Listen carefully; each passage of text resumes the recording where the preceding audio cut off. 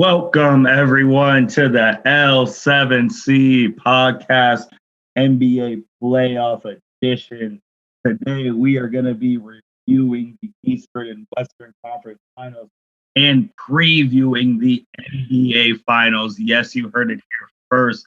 We are actually at the NBA Finals. It feels like it came a lot quicker than usual, but we're here. It's starting tomorrow, so we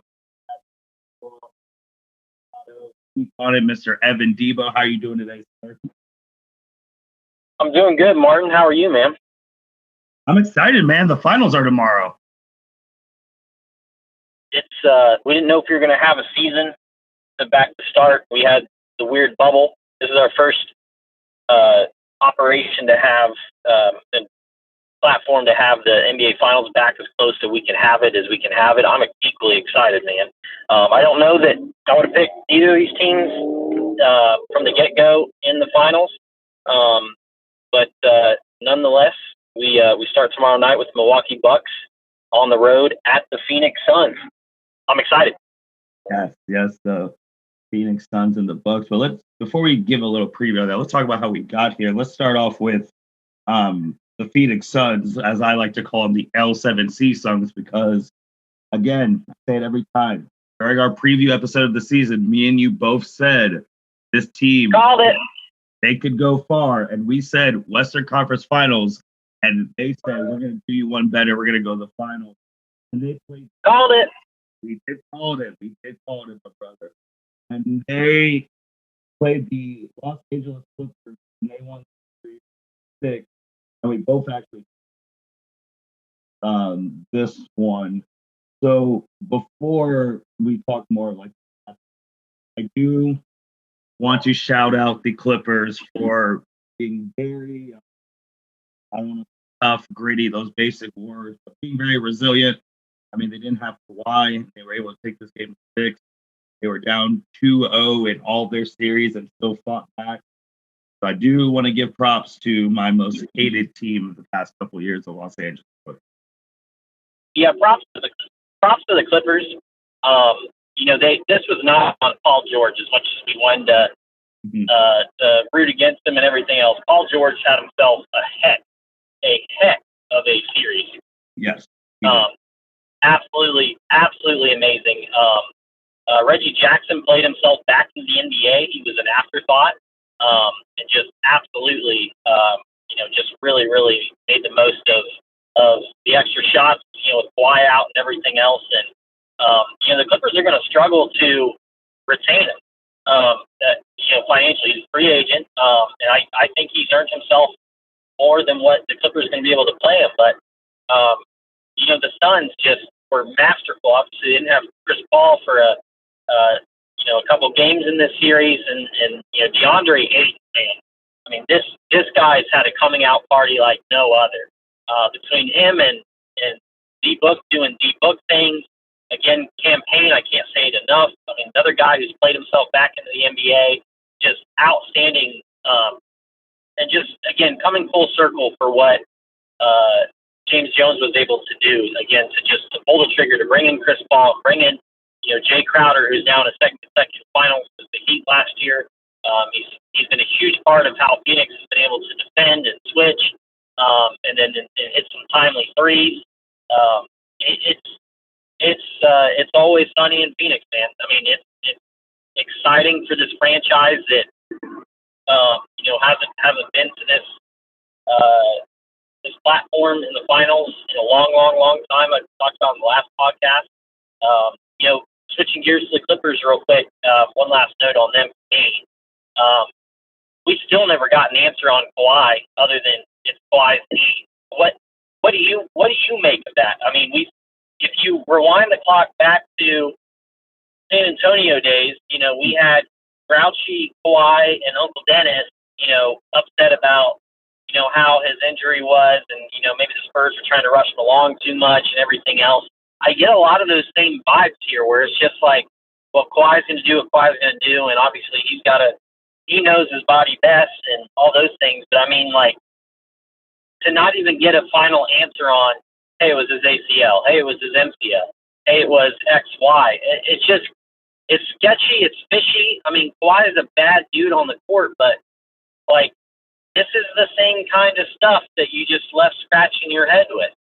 I was like, man, with the Toronto chip, like he made the most of it, and balled out against the Warriors before Durant went down in the finals and winning the championship, and we've almost regressed a little bit. Like this is just a giant question mark for me, Martin. What do you make of it? I'm really glad you brought up the San Antonio thing, because that's exactly what I was thinking about during Kawhi's thing. Because remember, Lord and behold, that when that injury happened with San Antonio and like Tony Parker or whoever were trying to rush him back, he was like, I want out. And now we're coming back full circle where this happened, and he can be out again, like you've eloquently stated about like the money and all that. But the only difference I feel like is that there was no players on the Clippers team like questioning his injury to the public because of the San Antonio thing. But no, dude, I 100% agree. It is literally the same thing that happened. What was it about? Man, it's already been like 4-something years ago. It's already been that long. Yeah. Yeah, I agree. It's the same thing, man. And I think it's going to be the same result that he's gone from the team that this injury happened from. And unfortunately, I think the Clippers need to do whatever. I think they need to try and keep him, because if Kawhi played against the Suns, I do think the Clippers might have actually won that series. They might well have. At this juncture, it's tough to tell and just speculative. But I mean, you're right. I mean, the Clippers got to do what you got to do when you got a franchise-altering player who can opt out and become a free agent this summer, Martin. Yep. You got to walk on eggshells, and you're kind of held hostage here. I mean, you got to just ride it out. I mean, Paul George did everything he could do. Was again really, really impressed. But I'm not ruling out that Kawhi doesn't opt out of his deal in the next month and a half ish, whenever that deadline is coming up around the draft. I'm not ruling out that he will opt out. I mean, he can always sign for another deal or sign for another 1-and-1 with the option, to try to get more money with the cap increases, annually, those kinds of things. Like, it's a possibility, but keep an eye on that situation. I will go that far as to say keep an eye on Kawhi Leonard's situation. We already saw the Lakers fire their trainer, essentially blaming the Anthony Davis and LeBron woes on that poor lady who is their athletic trainer, which is ridiculous. But I mean, you never know. And I mean, it's the same narrative we've seen with Kawhi over the last 4 years. We don't know where Kawhi's head's at. He shows no emotion. He's just there to hoop. We don't know what his motives are. We don't know much about him.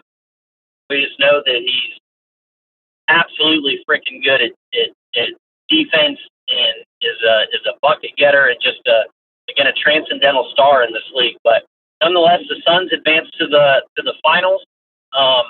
Martin, let's shift to the East for a recap. I do. I know basketball, one of the biggest words that are always tossed around is legacy, and like, what's your legacy in the game and things of that nature. I think Game 6 has truly cemented Chris Paul's, well, even without a title, that Game 6 has cemented him as one of the best point guards ever, especially of this generation, don't you think? Yeah, I mean, we struggled with calling him the point god when a guy's never made the finals. And granted, we still might, by the end, but, there's a lot riding on Chris's legacy, to use that word, as you well put it. When it comes to how will we look at him compared to John Stockton? How will we look at him compared to, some of the other great point guards, Oscar Robertson, how when we start stacking up Bob Cousy, all those guys, when you start looking to see who the point guard is when it's all said and done, Chris Paul, when you bring him into a team, he's been on quite a few teams, since the New Orleans days when he first came into the league. He is a franchise changer. I mean, he really is. The team's records increase, their winning percentage increases. Just absolutely absolutely worthy of being in the conversation at least. And I'm really interested to see how the finals go. As he continues to try to make a statement about his legacy. Agreed. Agreed. I just think watching that,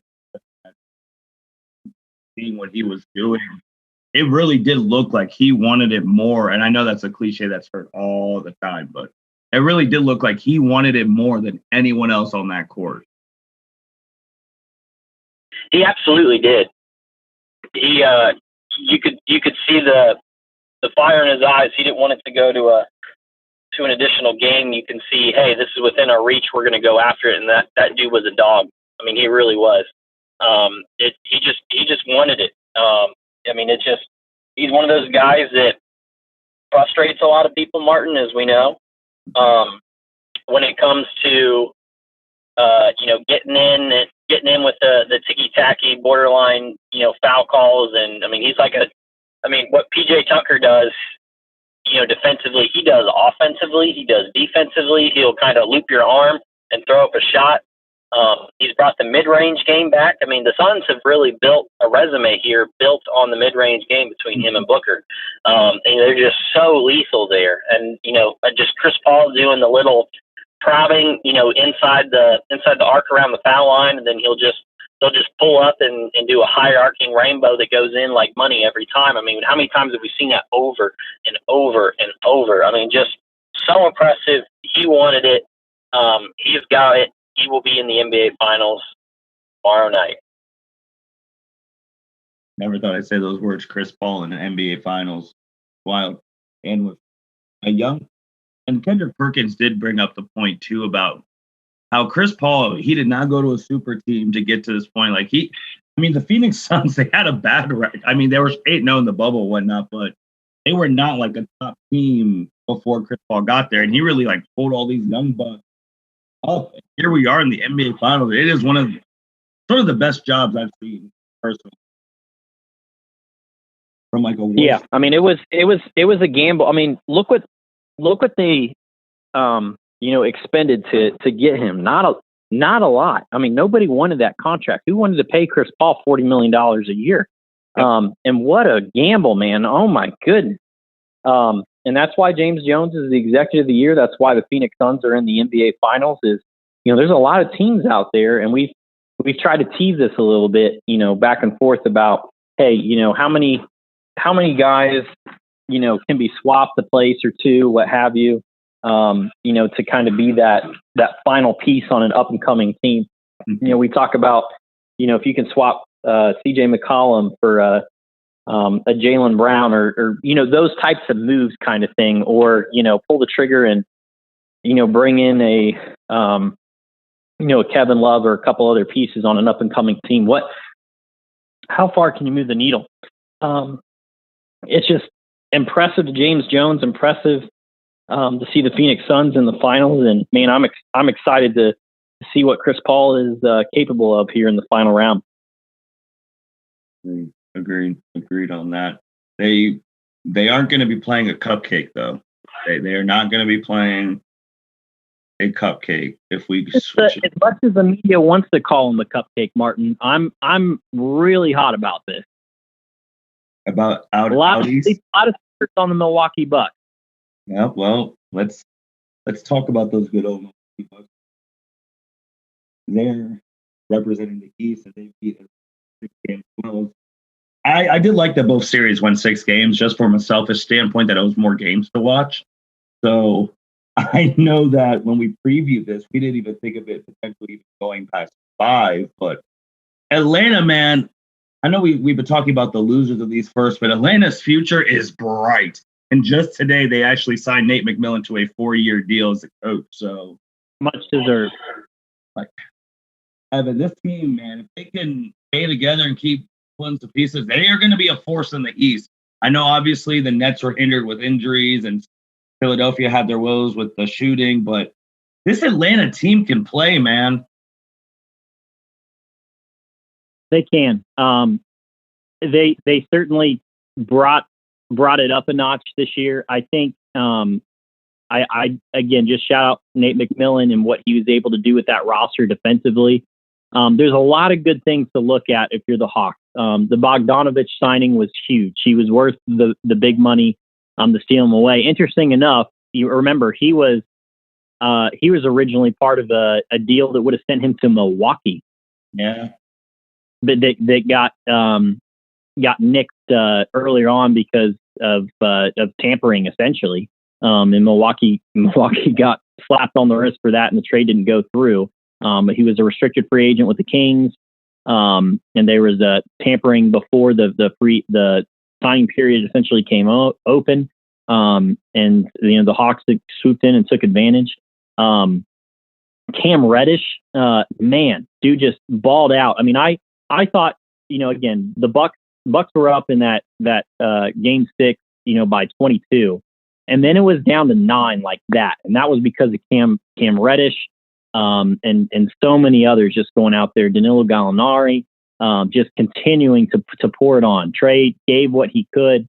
Shout out to him with that injury. He tried to play through it, just obviously wasn't himself. The future in Atlanta is really bright. I do want to put a caveat on there, not to hinder what they accomplish, because you can only play who's in front of you. I'm Correct. a firm believer of reiterating that. We all know it's the obvious, but I mean, if Atlanta were to play Brooklyn, they ain't getting through. Oh, no. So, but I don't even think, with Kevin Durant and those guys, Atlanta's not getting through. Minus Irving and minus Harden. It took everything Milwaukee had at full strength to just beat Kevin Durant and essentially the B team out there. So with that being said, you're looking at Atlanta.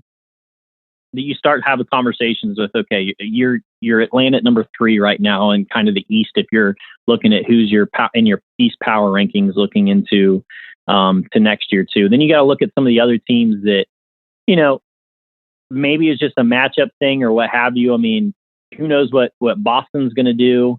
I don't want to say Atlanta's better than Boston at this point, and that sounds harsh against what Atlanta just did. Because I mean, they exposed the Sixers for what they were. They beat up on a bad Knicks team to get here. Again, you can only play who's in front of you. And then, in a series, if I put them against the Heat right now, who are you picking, Martin? The current, Are you taking the Hawks? I'd actually take Miami, and I know that I think I take my. I don't bring this up. I don't bring this up to belittle what Atlanta did, but I think they're like a Chris Paul move away from holy crap. They're you bring in a caliber guy like that. If they swung some deals and brought in like a CJ McCollum or something to flank, who's going to be strong defensively too, to flank a Trey Young, in addition to all those different wings. Gallinari turns 33 this summer. He's on a big deal. I mean, it was worth the gamble. And Nate McMillan, again, just a fantastic job, to get him to this point. It was impressive. There was never a game where you thought they were out of it. Because they were able to roar back, minus 1 or 2 here. But again, even that final game, they came storming back down 22, and I mean, it was still up in the air for sure. And with the bench issues that Milwaukee's had for the most part, although they had some guys show up in that game 6, Pat Connaughton, Jeff Teague coming in, getting some jabs against his former team. He came in and had I think 11 or 13, hit 3 threes in the first half. It took that to keep Atlanta at bay when it was all said and done. But again, impressive. They beat who they needed to beat till they got to this point. And they, again, who knows if you had a fully healthy Trey, if that would have changed much. Again, that also says what the difference was, that Milwaukee didn't have Giannis the last 2 games and 2 quarters essentially. But Milwaukee advances nonetheless. Well, Evan, I do have a question for you, because you said that they're one small move away, which I agree. And I don't have Atlanta's salary cap right in front of me, but in a perfect world, since we talked about him earlier, what if you insert Kawhi on the Hawks? Oh yeah. Oh yeah. That's a scary thing. If you had a Kawhi-like player on the Hawks, heck yeah. They don't have the money to sign him. It'd have to be a trade, and they'd have to throw a jillion picks to the Clippers, basically.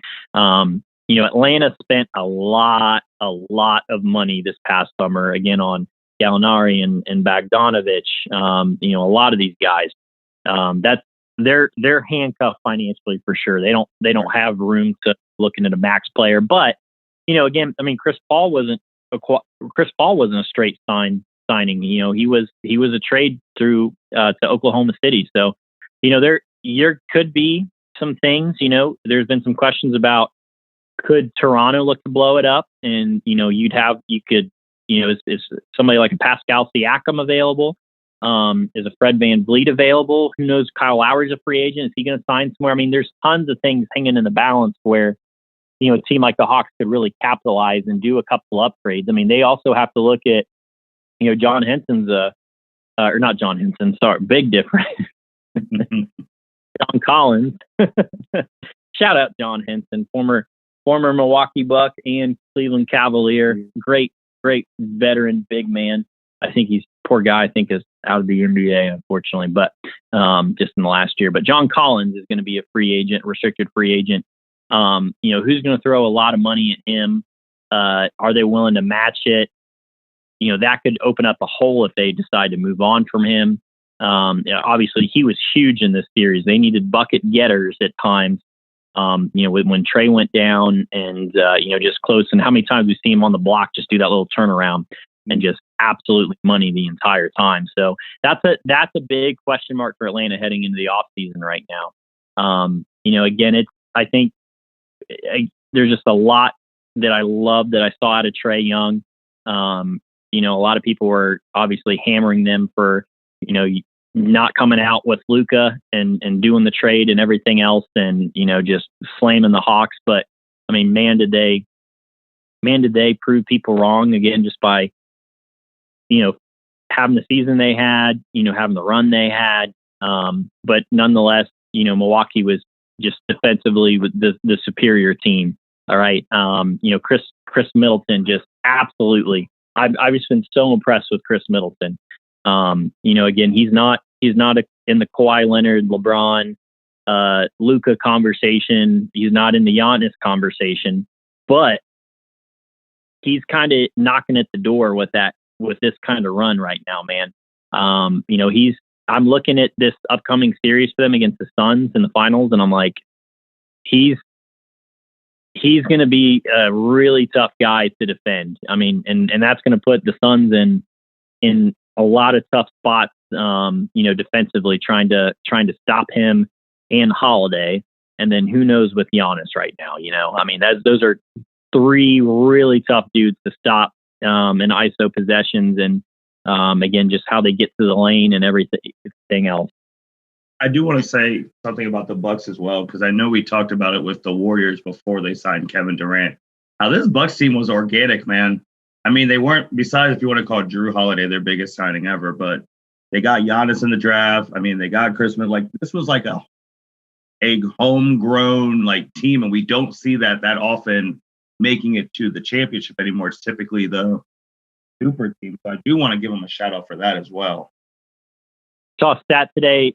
Devin Booker and Giannis Antetokounmpo, first set of all-stars to face each other in the finals that are homegrown like that. So they're still playing. The original team never left since the Paul Pierce, Kobe Bryant finals. That's wild. That's over a decade. I mean, that just shows you how player empowerment, player movement is, everything else.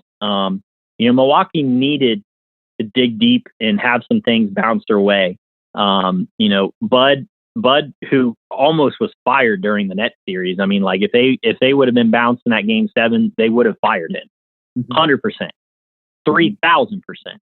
So you go from the toe on, and that just tells you, I mean, basketball is a game of inches. I mean, look at the Kawhi game 7 from a couple of years ago when he was at the Raptors, that bounce that went in. And you have Kevin Durant on his foot on the line to win the game. That Milwaukee could have been eliminated from this whole thing, but the basketball gods do intervene here and there. Just, I mean, they had to have some things go right. Bud played the crap out of Bobby Portis, and everybody's chanting Bobby, Bobby, Bobby. Dude just was absolutely everything they needed, especially when Giannis went down too. I mean, he was tough to handle in the post. He was efficient. He was great defensively. They had some, whether it's Pat Connaughton, Bryn Forbes had a little bit better showing. Definitely not that Miami round that he had where he just was slinging threes like Ray Allen, but and basically was non-existent in the net series. But I mean, they had some key dudes step up. Brook Lopez, that throwback 33-point game, man. I mean, he's gonna be a force in the next round. I'm really interested to see how the Ayton Lopez matchup goes. I mean, it's gonna be a sight to see. I think Milwaukee's found something with, hey, all these teams are going small. The Hawks only had Capella. I mean, they had nobody else, so that's why Portis and Giannis, when he was healthy, and Lopez just absolutely feasted in the paint. And Drew Holiday was aggressive too, attacking the bucket as well. So, Martin, let's transition to our preview here. So we've kind of touched a little bit on this NBA Finals in terms of legacies. You've got Chris Paul in year 16, coming in looking for that first chip to put by his name. You've got two-time MVP and Giannis still hanging in the balance with that hyperextended knee. How much is he going to be able to play? At what percentage is he able to play? If he plays, a lot of things hanging in the balance. I think it's going to be a really good finals. Thoughts, predictions? Man, I think too this is really tough for me because when you were just talking about Giannis' stuff, and I saw this tweet, which is actually true. Giannis is one championship and if he plays one finals MVP for being a transcendent player resume wise. If this man could get a championship, and need I remind everyone, this dude's only 26. So if he can rack that title, man, you can honestly stack his resume right now with a lot of the great ones, especially if he gets a title. But on the flip side, Chris Paul, well, obviously he's never won any MVPs or stuff like that. But if you just look at his resume as well, and you throw a championship there, as we talked about, you're talking about putting him in the top 5 point guards of all time. And man, and then there's the Devin Booker going against Chris Middleton, and then you got Ayton, Brook Lopez. I really, right now, I think the X factor is Drew Holiday. I really do. If Drew plays really well, I think Milwaukee can win. I think Drew will play well. I'm counting on Drew to play well with my prediction here. It's tough, man. I don't want to take the cop out, but as of the day before the finals, not knowing the status of Giannis, here's what this finals boils down to me. It's going to be at least 6 games. Nobody's taking this in 5. Nobody's taking this in 4. This finals to me boils down to one common thing. Are we going to have the 2-time MVP play in this series, Martin? And is he going to play 4 games? If he plays in 4 games, the Milwaukee Bucks will win the NBA Finals. If he does not play in 4 games, the Phoenix Suns will win the NBA Finals. I don't want to put an asterisk on this. Right now I have to operate that he is operating the assumption of, hey, he hasn't been given the okay to play in a ball game yet. So my prediction today is the Phoenix Suns win. If by tomorrow Giannis is ready to go and he can compete and there's something to be said about, are you a distraction versus a hindrance, on the court versus, if you're not at 80, 90, 100% athletic ability or what you normally are able to do. I just don't see that as good as Phoenix is. I just don't see Phoenix being able to stop those 3 guys. And then you add in Brook Lopez.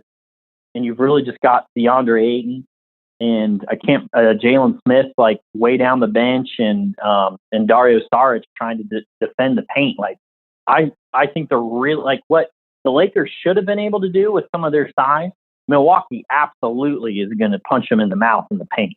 Maybe that's a little bit of my rooting interest coming through, because I think I do err more on wanting to see my Central Division foes across the Great Lakes here from the Cavs and Milwaukee, pull it out and have Giannis again start to really kind of put his resume stamp on at 26 years of age.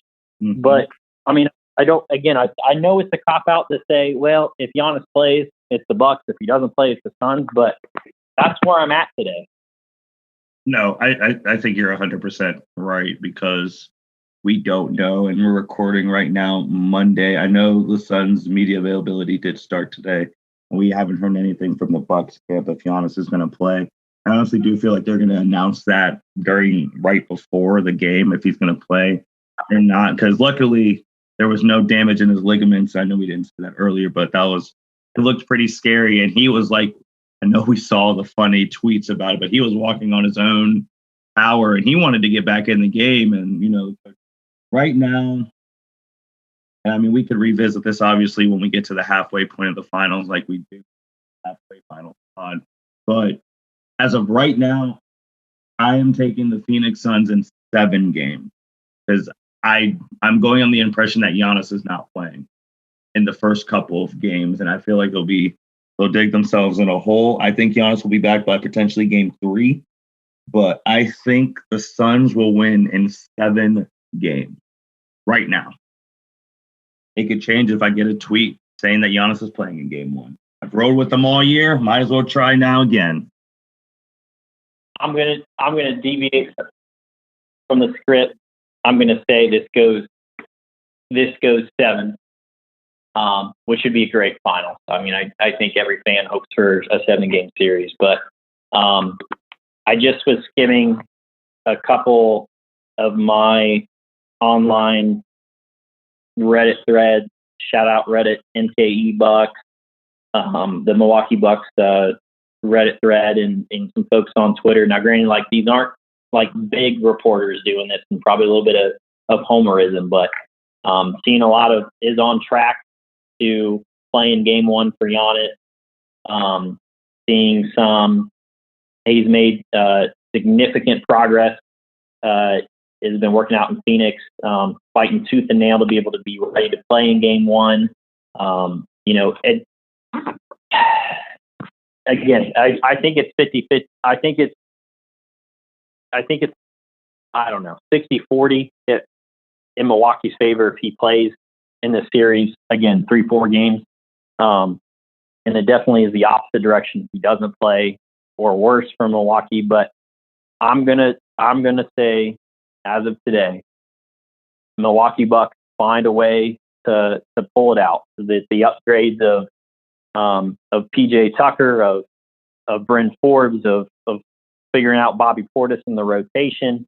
The emergence of Chris Middleton is somewhat of a 1B alpha superstar, as opposed to kind of a level 2 tier. I mean, just the way he stepped up, and again, just some of their scoring depth, man. I gut feeling today, I'm optimistic Giannis plays, and I'll be darned if he doesn't end up playing. I'll eat crow, and it is what it is. But I recognize Phoenix is no adversary that's insignificant by any means.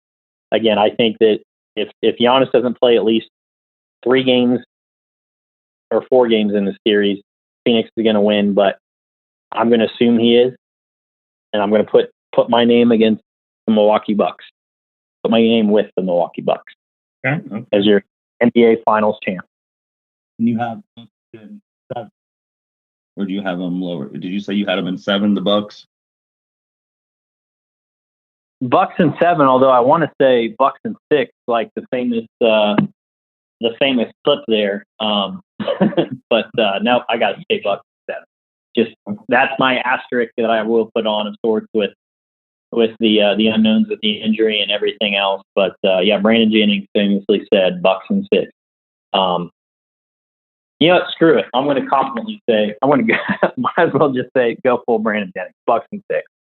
Bucks and 6. Okay. So Evan has the Bucks and 6. I have the Suns and 7 in the NBA Finals starting Tuesday, July 6th. Evan, do we have a tip-off time? 30? I'm not entirely sure, to tell you the truth. 8:30 seems about right. Or it probably 9, honestly, for the West Coast. Yeah, so Tuesday. Yeah, that'd be not terrible, but it's exciting, man. We're gonna see a new champ, someone who hasn't been champion for a long time. 6 p.m. West Coast. Okay. I mean, this is Martin, real quick. Since our last pod, we haven't done one since the lottery, right? I got to sneak it in the lottery piece. No, we were actually the last one we recorded the day of the lottery. Right before. All right. So top 3 picks. You have the Detroit Pistons, you have the Houston Rockets, and you have the Cleveland Cavaliers. That was wild. Why? 1, 3. Who are you taking right now? Well.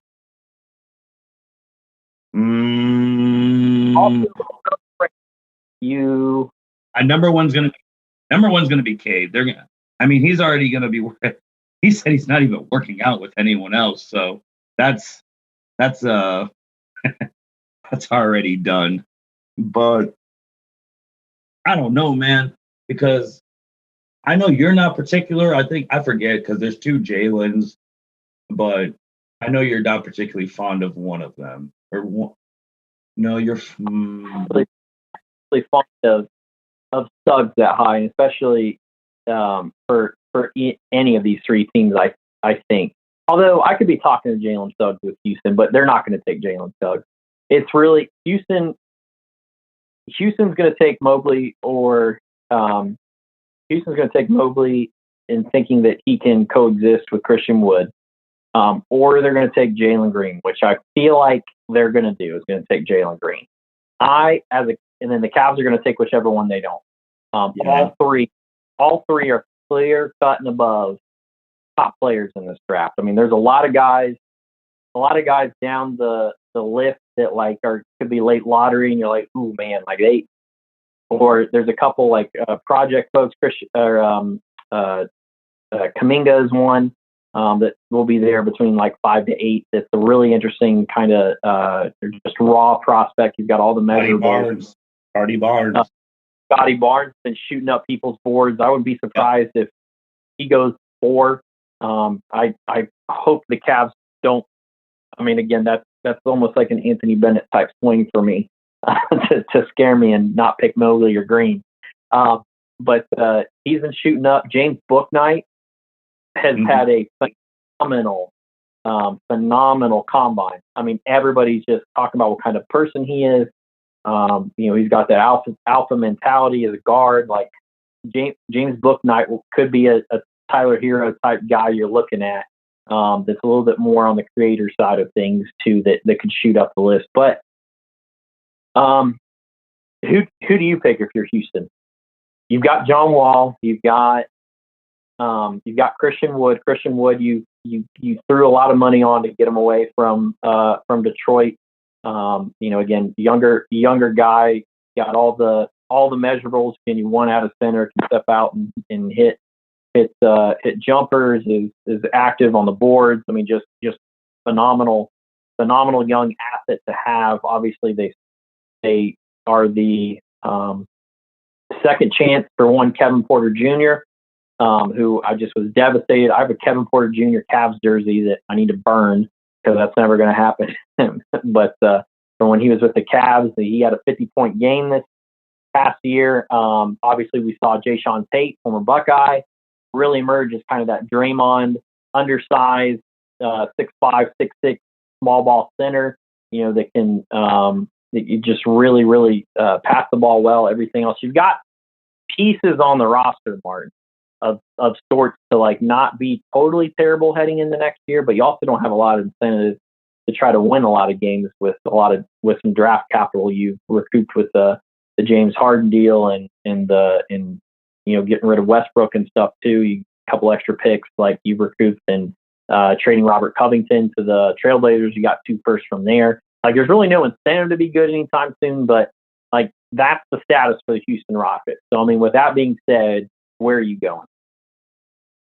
How much do you think John Wall has left in the tank? I think he's going to be a serviceable, at worst, John Wall. And I can't say stays healthy. We know he won't. John Wall can go out and get you 16 and 8. He can be a starting point guard, cut his minutes back a lot, be a young rebuilding team, but he's a steady hand to help make things easier for the younger guys. I think that if with that answer, I think with Houston, I know it's probably going to be a little shakeup, but I think they should go Evan Mobley. You think Mobley? I do. I'm also thinking about, I mean, they're not going to be any good, but I just think about those people out in the West with Jokic, obviously Anthony Davis, those bigs out there. You need a big to compete out there in the West, man. Like you do now. I got They've got He's playing so well, averaging over 20 a game, I think, before he got injured for the rest of the year. I mean, for me, on the outside looking in, I have a hard time with them, and it's just me being negative because I want Jalen Green on the Cavs, even though we're guard heavy and we're small guard heavy. And I just want him to out. I want none of this. Let's trade Colin Sexton before we make a pick crap that's going on Twitter. None of this. I want Jalen Green, but I feel like that's the easier pick for. Sorry, I apologize, listeners. My Apple Watch to let me know its thoughts on Mobley versus Green, but I feel like they're going to go Green there. But I will tell you, our buddy Jeremy Young's been dogging me about how down I am about Mobley. Just again, dude's undersized. Like, I think he weighs like under 20 pounds more than 6'3" Darius Garland for the Cavs, or point guard. Like, and he's 7'1". Like, that's a problem. Like, he's going to grow into body, sure, but I will say to the Jeremys out there, and I hope Jeremy listens to this, I am warming up to Mobley at the idea of him not being a Christian Wood type player, a guy who can hit threes, is super mobile, great footwork, glass eater, great touch around the rim, all those things. But I'm warming up to Mobley Martin as could he be somebody who's been maybe not even looked at in that realm, but could he be a Giannis type? Could he be and again, nobody's going to be Giannis, but could he be that guy who handles the ball a little bit more, who, again, just with, you watch the film on him, his stride, his footwork, his touch, that a guy that just, you give him the ball 18 feet out, he takes a step and he's at the basket kind of guy. You know what I mean? As opposed to just planting them in the paint or planting them at the 3-point line.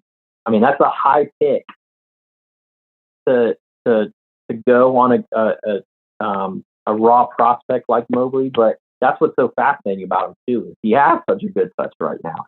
He has the length and the again, just the ability to get to the rim, with his size. I mean, he's a freakish athlete. I still kind of, you asked me today, I feel like Green is my answer for the Cavs, but assuming that he would be available, but I don't think he's going to be available. But are there any other players, Martin, you could see if you're going Mobley with the Rockets? Would you then go Green with the Cavs or anybody else? I would go Green. And then to answer your question about the Giannis thing, I mean, it really all depends on him, like worth ethic wise, and obviously the staff over there in Cleveland, if he does land in Cleveland. Because I mean, 7 foot, 215. I mean, Is it in the realm of possibility? Yes, but I don't know. Like, I've never seen like reports of Evan Mobley's worth ethic and all of that, but I think it's in the realm of possibility if he really works hard. I think that too. That's a big question mark. On a lot of things. Again, as we just don't know. We don't know how the players are. We don't know what their work ethic is and everything else. We don't know how they are as competitors. We don't know if you're getting a Colin Sexton gym rat who's just relentless in terms of trying to get better, or you've got a Ben Simmons, am talented, I really don't care. Like you just don't know. Like, and we especially don't know because we're not interviewing the kids and everything else. We're just going off of what we've seen in terms of gameplay. But no, I'm excited. In summation here, that the Cavs moved up in the lottery. There's a late game that Kevin Love had a 30-point game against the Wizards. I think that we ended up it was the Wizards or Charlotte where we ended up getting to a spot where we had a coin flip and we lost the coin flip. Had we won the coin flip, we'd be picking I think 6 or 7 with Oklahoma City because they had won the coin flip before the lottery balls were delegated out. But like, man, like it's good that I guess we could have that feel good win at the end of the season and goes to show you that tanking's not everything. But I'm ecstatic that we're at least in this position to get a really, really good young prospect to add to the fold. I'm excited that, in August, we're going to get Summer League again, those kinds of things. And the draft will be at the end of this month. But we got a lot of basketball to get through in the next 4 to 7 games, with the finals. And as we started off with, man, I'm excited to see the Giannis versus CP3 matchup here. Agreed, man. It's going to be a good finals. It's going to be a fantastic finals. Like, for all the people who got tired, because you did bring up the stat how homegrown talent, like going at it since the Lakers and the Celtics with Pierce and Kobe. And that was also the year right before, that was the year of the decision because the next year was Miami Heat and Dallas Mavericks. If I remember, because that was after Kobe's 5th. And then we had the stretch of LeBron with the Heat and Cavs and Lakers and going to the finals and whatnot. So for anyone who does not like LeBron, you don't have to worry about him in the finals. If you don't like the Warriors, you don't have to worry about them in the finals or Kevin Durant. This is completely new blood. So if you've been wanting a new reason to watch the NBA, like we've said at the beginning with these playoffs, you saw Devin Booker, saw how good he is, you saw how good Trae Young is because they're not on national TV. Now you have Devin Booker at the grandest stage. You have no reason not to watch these NBA finals. No reason, Martin. Like, none at all. But and then I guess what you're to answer your question about potential players that weren't said, because I know I said Scotty, but Davion Mitchell is one. Yes. That I have my eye on, who I think I'm looking at a mock that potentially he could fall to the Warriors, which that'd be something. That's where I've heard as well. That could be one of those. Hey, if you fall to us, we're taking you. Promises before the draft. Yeah, so that'd be the one. But man, Evan, anything else, man? Because we did just talk a lot of hoops. Because I know we'll go for tomorrow. I think if there's anything else, no. Not unless I'm missing anything glaring at this stage, but I think we got it covered. We didn't talk about the shove. We didn't talk about Pat Beverly's shove. Just a little tad on that. That was a little excessive. I know. Bush League, and I love. He's a dog, man. But like, there's a line when you're one of those guys or average NBA fans that aren't. Pat Bev isn't on my team, but like you defend them, you're like, I want that in a defender. I want that in a defender. Everything else.